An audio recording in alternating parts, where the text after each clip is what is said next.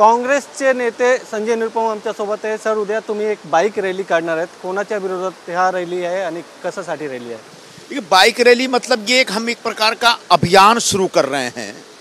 अपने क्षेत्र के जो खासदार हैं, सांसद हैं गजानन कीर्तिकर जी के खिलाफ। कीर्तिकर जी, ये सच है जैसा उन्हें ट्वीट पर बताया कि उन्हें मुझे हराया है और भारी मतों से हराया।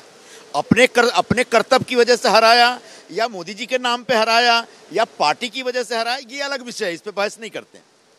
तो उन्होंने कहा कि तो मैं ये कह रहा हूं कि आपने मुझे हराया, अच्छी बात है, ये फैक्ट है, लेकिन 3.5 वर्षों तक आप लगातार निष्क्रिय रहे और दिखे तब जब पार्टी छोड़ दिए। तो पार्टी के कार्यकर्ताओं ने, पार्टी के मतदाताओं ने उनको आशीर्वाद दिया, उनके लिए मेहनत करके उनको चुन करके एमपी बनाया।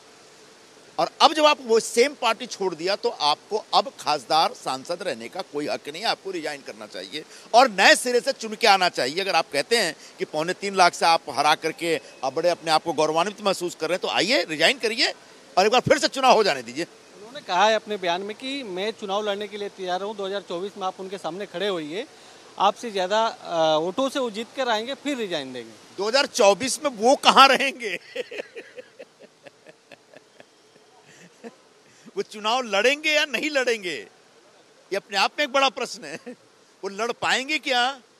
उनको पार्टी उतारेगी क्या? जिस पार्टी में भी हैं, उनके प्रति पार्टी के अंदर विश्वास होगा क्या? ये भी एक बड़ा प्रश्न है। तो काहे के लिए 2024 का इंतजार कर रहे हैं? अभी कर लेते ना 2022 में ही। एक सवाल और खड़ा होता है कि सिर्फ गजानन कीर्तिकर का ही राजीनामा क्यों मांग रहे हैं आप, बाकी लोगों का क्यों नहीं मांग रहे? क्योंकि मैं बाकी लोगों से मेरा कोई लेना देना, मैं इस क्षेत्र का हूं और पिछले चुनाव में हम लोग आमने सामने थे और मैं तो लगातार हारने के बाद भी अपने क्षेत्र में सक्रिय रहता हूं, काम करता रहता हूं। जितना मैं सक्रिय हूं, कई बार लोग कहते हैं कि साहब हारने के बाद आप दिखते हैं, वो जीतने के बाद आज तक नहीं दिखे। तो जीतने के बाद दिखे तो पार्टी छोड़ते हुए दिखे। तो मैंने कहा अब समय आ गया है कि उनसे बोला जाए कि भाई नैतिकता के आधार पर, क्योंकि राजनीतिक जीवन में नैतिकता का बड़ा महत्व होता है।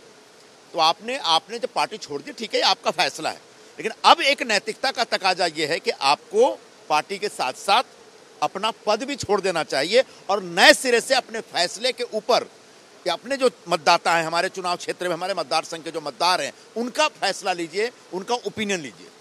केंद्र अवार्ड पे जिस तरह के आरोप लगाए गए हैं विनय भंग का, उस पर आपकी क्या प्रतिक्रिया है? अब विनय भंग वगैरह वाला मामले में हम लोग ज्यादा नहीं बोलते, पता चला हमारे ऊपर ये केस हो गया। जो वीडियो था मैंने देखा है, उस वीडियो में इतना कोई खास, कोई डेलिबरेट नहीं लग रहा। धक्के में कई बार आप निकलते हैं भीड़ में तो धक्का होकर देख के निकलते हैं। अगर मुझे तो प्राइमा फेसाई जो प्रथम दृष्टया तो यही दिख रहा है। अब उसको अगर लेकिन महिला कहती है कि नहीं ये मेरे खिलाफ मेरा एक मोलेस्टेशन है, तो ठीक है। आज देश में हमारे यहाँ जो कानून है वो महिलाओं के हक में, महिलाओं के पक्ष में, इसलिए इस पर मैं बहुत ज़्यादा टिप्पणी नहीं करूँगा, लेकिन प्रारंभिक तौर पर देख के लगता है कि ये धक्कम दुक्की है। शुक्रिया। कैमरामैन मंगेश और गोविंद ठाकुर, TV9 मराठी, मुंबई।